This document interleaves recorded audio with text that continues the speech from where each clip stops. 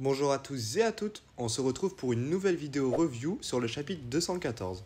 Le dernier chapitre nous a montré le flashback sur la nouvelle technique secrète d'Izagi et comment il a fait pour réussir à la développer.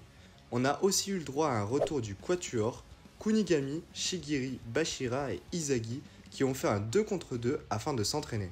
I came here to turn things around, to become the best in the world. Unless I beat someone stronger than me, that won't happen. Ce chapitre est traduit par Shadowtrad et il est composé de 19 planches. On est dès le début replongé dans le match qui oppose le Bastard München d'Allemagne aux Ubbers d'Italie, sur le premier but de notre protagoniste Izagi Yuichi. Don Lorenzo le complimentera tout de suite pour sa prouesse, il lui dira qu'il est bon et que c'est un joueur qui vaut plus que sa prime actuelle de 50 millions de yens.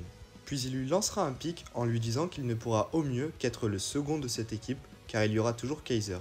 Ce qui nous confirme que Kaiser est toujours un cran bien au-dessus et que Lorenzo se méfie de lui car il comprend la menace qu'il représente. Mais Izagi ne se laisse pas intimider et lui conseille de ne pas faire l'erreur de marquer la mauvaise personne, lui faisant comprendre qu'il va remarquer un but. Après ce court temps de discussion, le match reprend avec une équipe italienne encore plus prête pour ce match, mais un Lorenzo qui, contrairement à l'action précédente, reste en défense. On a ensuite le droit à un flashback avec enfin la présentation du coach des Ubbers, Mark Snuffy. Et avant de commencer l'entraînement de ses joueurs, il leur posera une question. Il leur demandera qu'est-ce que représente le football pour eux. Puis, entre deux flashbacks, on a le droit à une page de la remontée des Ubbers avec un Izagi qui analyse leur attaque. Il monte tout doucement le ballon, mais sûrement, afin de l'emmener à un point précis qui est Barreau. Ensuite, l'on est replongé dans le passé avec les réponses des joueurs à cette question, et ils répondront tous avec des réponses pures.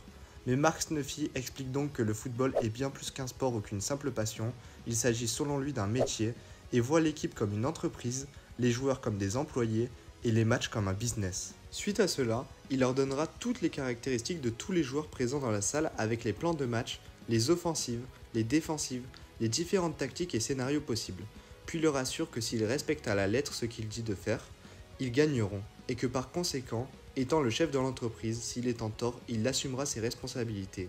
L'équipe s'en retrouve donc ahurie, et les joueurs comprennent à quel point ils peuvent évoluer durant cette néo-égoïste ligue. Le match reprend avec un Barreau qui accélère le rythme pour recevoir le ballon. Il recevra une passe, sauf que Izagi, comme la dernière offensive, l'arrêtera encore une fois, mais Barreau n'est pas du tout surpris, et d'un coup 3 joueurs se ruent sur lui. Izagi n'a pas pu le voir même avec sa métavision, et reçoit ce pressing qui le perturbera dans sa récupération de balle, et ce sera au final Nico qui lui volera la balle. Izagi comprend leur tactique en 3 étapes.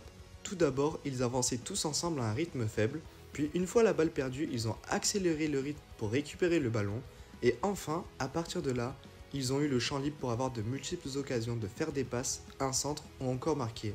Mais il comprend que c'est Mark Snuffy derrière ce stratagème, et que ça ne peut pas être la stratégie d'un simple joueur. Le chapitre se finit donc avec une dernière planche, nous montrant un Snuffy souriant et confiant pour la suite du match, et une équipe des Ubbers qui avance comme s'ils formaient une seule forme de vie. Ce chapitre 214 avait donc pour visée de nous introduire le maître des Ubbers. On a pu aussi voir la réception de Nico comme à son habitude, il mène les contre-attaques, ce qui peut nous laisser penser que le but de Izagi était dans le plan des Ubbers. Le chapitre se termine par leur offensive. Selon moi, il y a 2 cas possibles.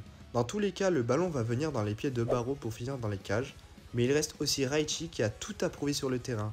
Je pense malgré tout que Barreau réussira à marquer dans un premier temps, mais que plus tard, l'énergie et l'endurance de Raichi auront raison de lui. Selon moi, Nico est aussi un joueur susceptible de marquer durant ce match, c'est un joueur qui peut nous surprendre, et cela ne paraît pas impossible vu le style des Ubbers, renforçant donc le parallélisme entre Izagi et Nico qui nous sont présentés depuis le début du manga comme 2 joueurs avec des caractéristiques semblables. Cependant, il ne faut aussi pas oublier Lorenzo qui est positionné en défense.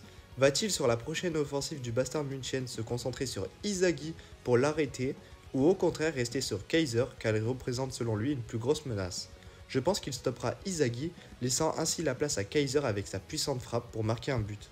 Enfin, on peut comprendre à travers ce chapitre pourquoi Don Lorenzo est autant obsédé par l'argent, s'il a été lui-même formé par Snuffy qui voit les joueurs comme des employés et une équipe comme une entreprise. Voilà l'équipe, cette vidéo review est terminée. Si elle vous a plu, n'hésitez pas à me dire ce que vous en avez pensé en commentaire, à lâcher un like et à vous abonner. Sur ce, à la prochaine.